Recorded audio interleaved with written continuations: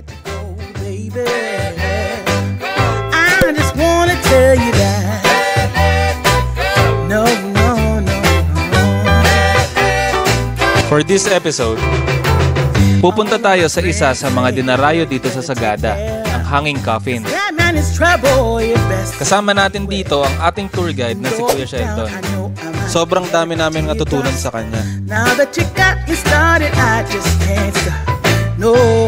Pumunta din kami sa coffee farm sa ilalim ng Eco Valley. Sobrang solid ng kape nila dito.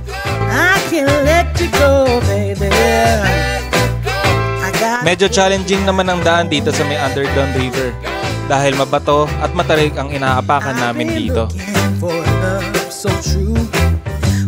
Kumain din kami sa isa sa pinakamagandang spot na napuntahan namin, sa Bros Inasal.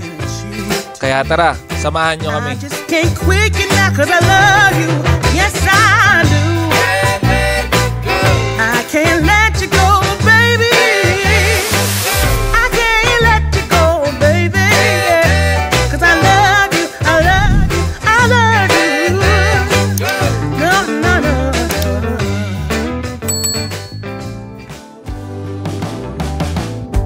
Sometimes it feels like I'm all alone. Sometimes life just ain't enough. No matter what I do or where I go, it seems like I'm aiming far too low. You and I still have something. We still have somewhere to go, so why don't you come over? So why don't you come over? Why don't you come over? Why don't you come over? So guys, timpla muna tayong kape. Guys, kape muna tayo dito. Solid talaga dito. Ganda. Check pala muna natin sa Aerox kung anong kalagayan ng Aerox ngayon. Yan guys, oh. Dumi. Oh. Yan, sobrang dumi, oh. Siguro pag baba natin sa Baguio, doon na lang natin ipalinis to. Yun, oh. Solid. Medyo masikat na yung araw. So try muna namin guys magmotor-motor doon sa sa labas. Hindi namin alam kung saan pa kami pupunta. Pero baka pumunta kami guys ng Hanging Coffins ngayon. Titingnan namin guys kung pwedeng pumunta doon ngayon. So yan guys, paalis muna tayo dito sa sa Heritage Village. So punta muna tayo siguro ng tourist office. So kailangan muna guys dumaan doon bago tayo makapunta doon sa Hanging Coffins. Or kung ano man mga pwede natin puntahan, tignan na lang natin. So let's go. Sagada Gaming. Woo! Kurbada ka agad, aga-aga. Yung ganda guys, oh. Solid, oh. Oh. Lupet. Grabe yung mga puno, no? Oh. Guys, naka-short lang pala tayo, tapos naka-jacket lang tayo. Sobrang lamig. Ang sakit sa kamay.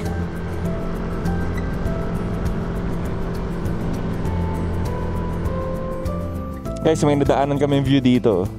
Ang ganda ng rock formation doon, no? Hindi ko alam kung nakikita eh. Kasi parang against the light eh. Pero ang ganda ng rock formation, no? Bangis, ang lupet. So guys, tuloy kami sa tourism office para magpa-register doon. Tapos update ko rin kayo kung magkano yung babayaran natin para may idea kayo kung magkano ba magagastos nyo dito pag nagsagada trip tayo. Guys, merong dito. May mga nagsasayaw na ifugaw. Ang angas, oh. Hindi natin ma-videoan doon sa harapan eh, oh. Pero kahit pa paano, tanaw nyo na dito. So guys, iniintay lang namin matapos yung parang traditional dance nila dito. Or hindi ko alam kung anong tawag dyan eh. So, ganda kasi may mga ganyan pa.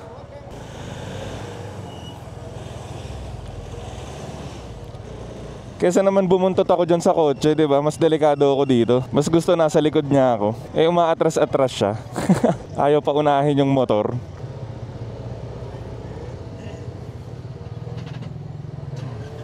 Tingnan mo, namamatayan ka pa. Tapos gusto mo sa likod kami. So time check guys, 8:21. Tuwing kailan po naggaganyan? Yung panang pesta kasi yun. Nagsimula nung Thursday. Okay. Pumunta kami dito kuya, hindi namin alam. So guys, makikicheck muna tayo kung ano nangyayari dito. Yan guys, may mga may mga traditional dance pa silang ginagawa dito kasi piyesta mga pala dito. So ayan. Hindi ko alam guys kung hanggang anong oras matatapos to eh. So titingnan natin kung anong oras matatapos para naman makausad na tayo papunta ng Hanging Coffins. Pero sa natatanaw ko, daming turista oh. Sobra. So guys, nandito kami sa tourism office. Yan, siguro ang yun lang namin, itong Hanging Coffins lang. So 300 siya ang guide fee for 10 packs. Yan. So mag-fill up muna kami dito. So yung payment guys dito. Tapos may step 3 pa which is my orientation pa yata. Kailangan pa ng insurance. So guys, recommended na tayo ng insurance. So may plan 1 to 2 days 50 pesos. Tapos may plan na 3 to 4 days is 100 pesos. So ganun din, mag-fill up din tayo ng information dito. So guys, after namin ng payment doon, pati insurance dito, meron namang orientation. Panoorin muna namin to. So guys, yan, tapos na kami mag-orientation, makapagbayad at lahat. So tinatawagan lang namin yung pinakamalapit dito na na tour guide na pwede sa aming mag-guide doon sa Hanging Coffins. So ang guide fee is 300 for 10 packs. So ayun. So guys, ngayon papunta na kami doon sa may Hanging Coffin. Doon namin imi-meet yung tour guide namin. Yan. So lumabas na naman yung check engine ng Aerox natin. Daming tao guys oh. Fiesta pala dito. Kuya, paano kami pupunta sa Hanging Coffin? Saan pwede kami dumaan? Pwede ba dito? Pwede dyan? Thank you kuya, thank you. Ay, sa Hanging Coffins po. Saan po pwede mag-park?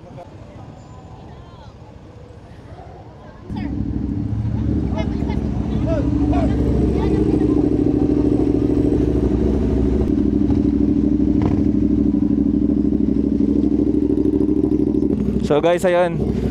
Buti nandiyan si ate. Hanapan daw niya tayo ng parkingan.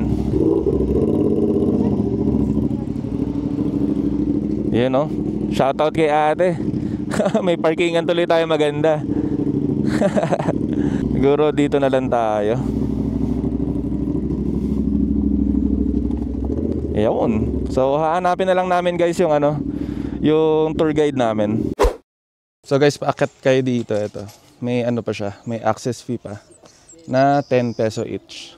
Mga gaano katagal bago matapos ang Pag Hanging Coffin lang po, siguro 1 hour, balikan na yan. Kung nakikita nyo, may salamin sa tabi niya. Kuya, bakit nga? Po kasi isang priest na gustong may living doon sa Hanging Coffin, pero dahil isa sang priest, hindi siya pinayagan ng church. So, sabi niya, alaga niya ako dito na may bintana para kunwari. Katulad ng Hanging Coffin na arawan siya, naka-expose. Pwede rin po makipag-asawa ang priest namin dito. So, yun po, pag may space na ganito, ibig sabihin, buhay pa yung asawa. So buhay pa yung asawa ni Father. Medyo matarik lang guys yung paakyat dito.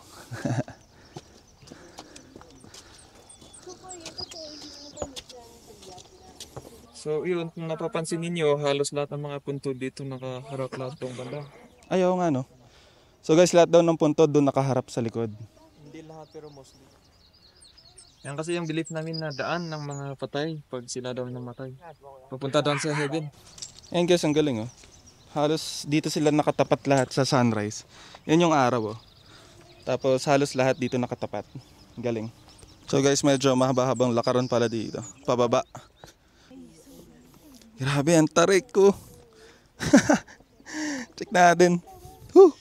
Ito guys, pupuntahan namin yung coffin sa kuweba, sa cave.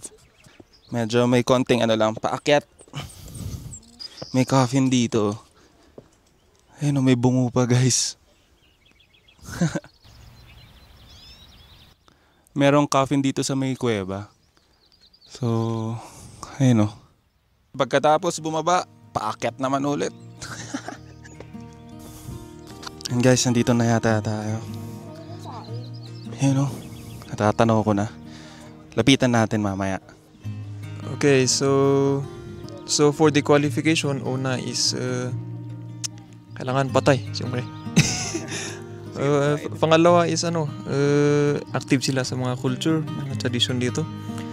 Kasi mga elders ang mga yan expected na maglilid sila ng community. Pangatlo is kailangan may apo sila.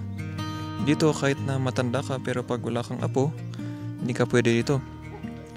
And kailangan din po, of course, matanda ang kinamatay mo. Old age. Pag hindi po old age, usually inilalagay namin sila sa mga cave. Yun ang nakita nyo doon sa taas. Dapat pati rin yung mga namatay sa aksidente, panganganak, inilalagay namin sila sa mga cave. So yun ang mga qualifications dito. And may practical reason din kami kung bakit inihang namin sila. Number one is for protection sa wild animals. Usually kasi pag sa cave, naamoy talaga yan. Mabahoy. Inuka yan ng aso. So number one, protection. Number two is for nakakatulong yung bato for preservation. Nakita nyo, parang nag-reflect ang kulay ng kahoy sa kulay ng bato. Tumutulong yun. Malamig kasi yan limestone. Tumutulong siya sa pag-preserve ng kahoy. Kaya yung maliliit po doon, nakikita nyo may mga maliliit doon sa gilid. Mga yan, matatanda actually. Naka lang ang mga yan, naka-fetal position. Kaya maliit. Ang belief pala namin kung bakit kailangan i-fetal position namin is naniniwala po kami na babalik daw sila sa pagiging bata pag sila namatay. And yun. Kaya yun din ang purpose ng chair sa tabi nila. Actually may chair dyan sa gilid. Okay. Chair yun actually, nahulog lang. Nasira siguro. Dyan po namin sila pinapaupo sa bahay habang nilalamayan. So 2 to 3 days ang lamay namin dito. Depende sa family pag may hinihintay pang family member. So yun, wala kaming ginagamit na balsamo noon. Walang formalin. Nang dumating lang mga Americans, nag-introduce ng formalin. So yun, usually nangangamoy talaga yan. And ang matindi dyan, inuuna naming inilalagay ang coffin sa batong yan bago yung bangkay. So in the morning ng burial day, aayusin namin yung coffin. And in the afternoon, doon namin ifa-follow up yung bangkay.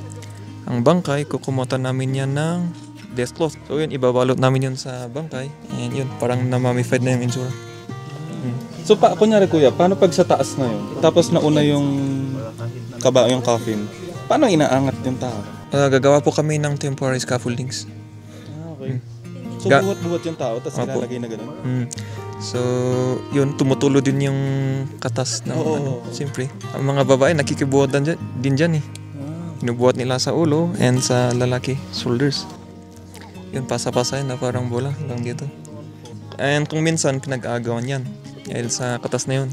Kasi pag in case daw na naipatak kasi yung katas na yun sa katawan ng tao, swerte daw.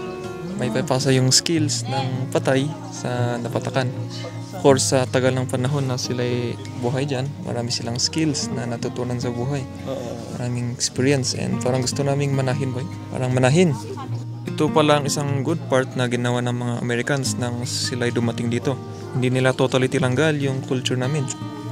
But instead, nag-introduce sila ng mas better way sa patay. Yun ang nakahiga po sila. Kaya dyan po may mga mahahaba, may maliliit. Yung mahahaba, nakahiga na po mga yan. Alam naman natin ng mga Americans, mga Christians sa mga yan.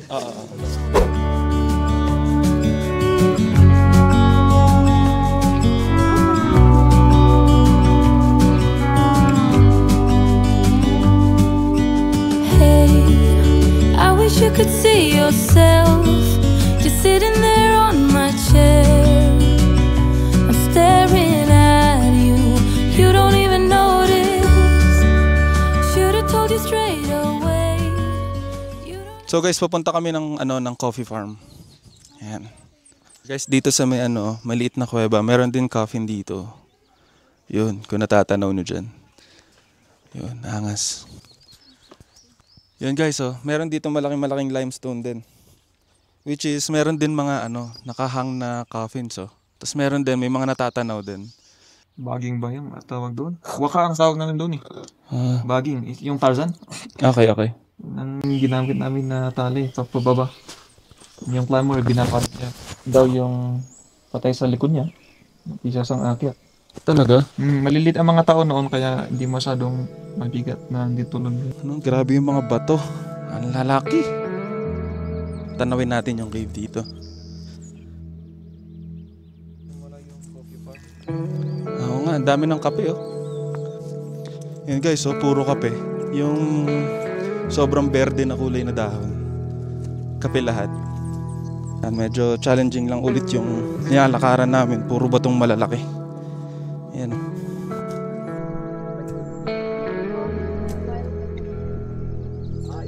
So guys, try tayo. Hanap tayo ng kape na hinog. Hinog na. Eto. So guys, try natin. Medyo matamis siya. Yan guys, pupunta tayo dun sa pwede tayo magkape. Try natin yung kape nila dito. Tree house na 3, kaya tree house. So guys, dito yan check rin natin to. Yan para mga pinapatuyo nila muna. Yan, siguro piling-pili nila to. Yan, check natin sa loob. Try natin yung kape nila dito. So pag nag-avail kayo dito guys, siya, only na yata. Ate, tama ba? Pag nag-avail kami ng isa, only na siya? Opo.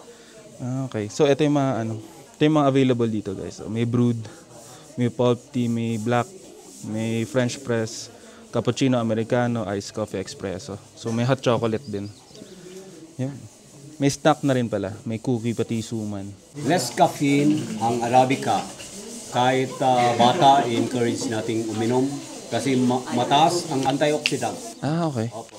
Hindi kagaya ng Robusta, minsan nagpalpitate ang puso natin sa high level of caffeine at hindi tayo nakakatulog.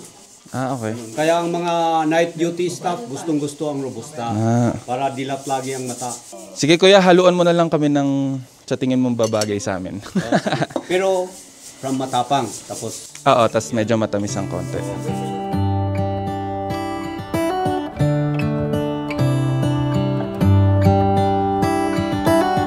How come the stars come to shine when it's dark from so far away? Show us where we are. What makes the sun go to sleep every night? And what's it dreaming of? I wonder.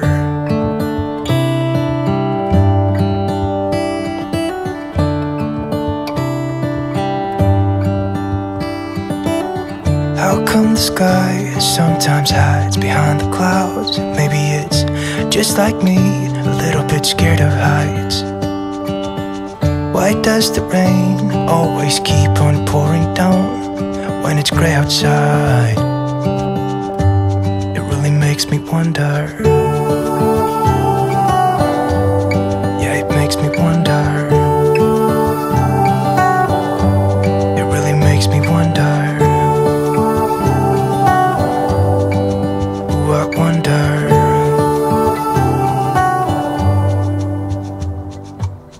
How come the trees get undressed when it's cold?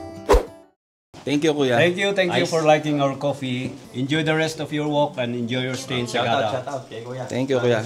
Eto guys, meron tayong mga nakasabay dito ng mga turista din. Yun Brown lipa.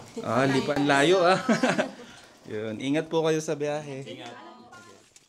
So guys, tapos na kami dun sa pinagkapihan namin. So papunta kami ngayon sa may mga rock formation daw, sabi ni kuya. Yan, tapos may river din daw doon. Check natin. So guys, dito tayo ngayon sa may rock formation. Ganda. Medyo madulas lang din ulit pababa.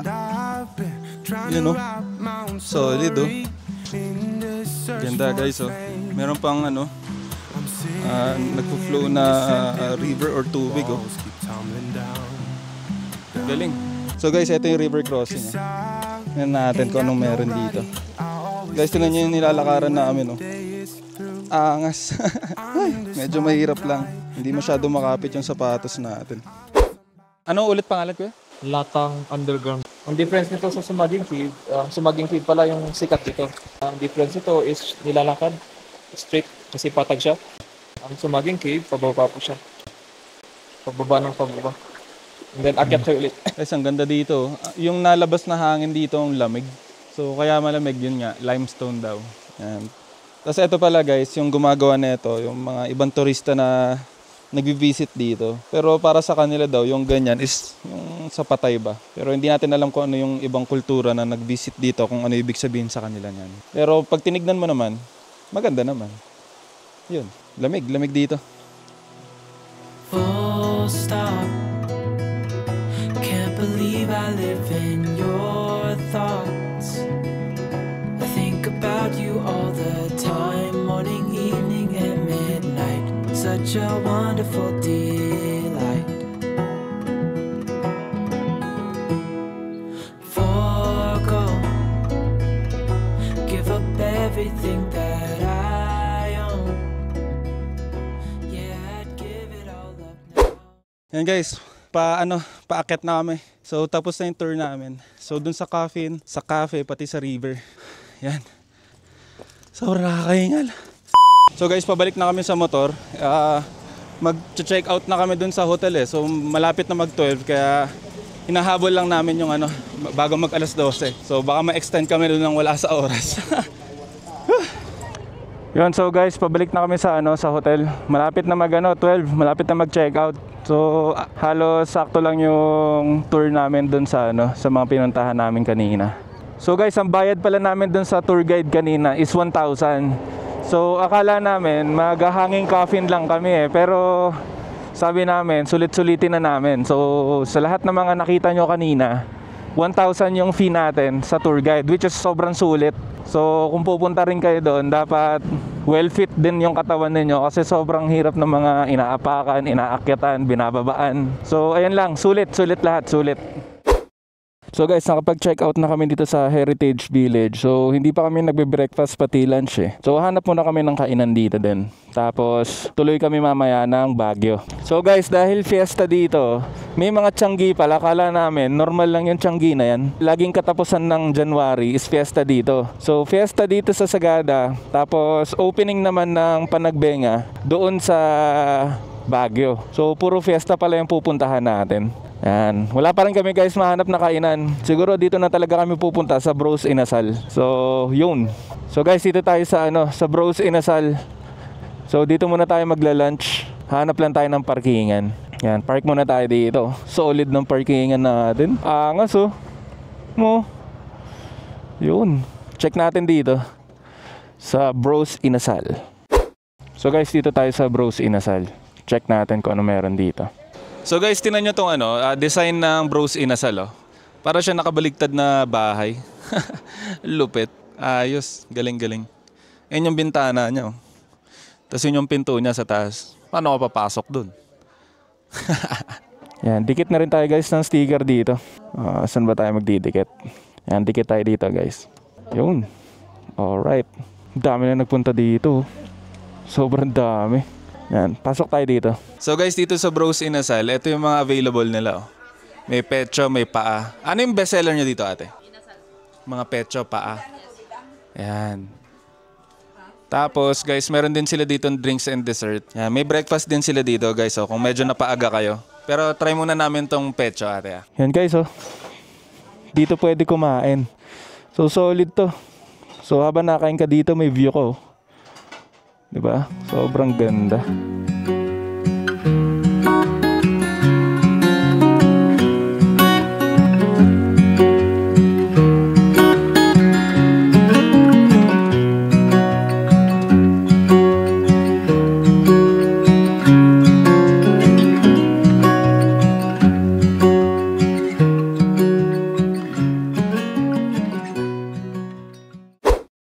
So guys, dito meron ding mga pasalubong. Yan, may keychain, may necklace. So meron ding ganito guys oh.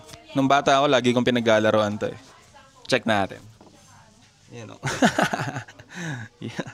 Damitan na natin guys. Yan, tapos yan, may machinelas. Yan, may pang magnet sa ref. Yan. So guys, tapos na kami kumain dito sa Bros Inasal. Yun oh, nakataob na bahay. So ngayon guys, try namin dumaan sa sa second highest point. So dadaan muna kami doon, tapos tuloy kami ng Baguio. So baka gabihin na naman kami papunta ng Baguio. So yon, Baguio, let's go. So guys, bakit na naman, sobrang tarik. Wala na, ito lang kaya ng Aerox. So guys, ito panibagong bundok na naman nakakatin namin. Kuya, sa Sagada po. Ayan, grabe naman ka-sharp. Yun naman yung weather guys. Anong meron dyan, di ba? Yun highest point. Pala yung signage dyan ng night park. Yung guys,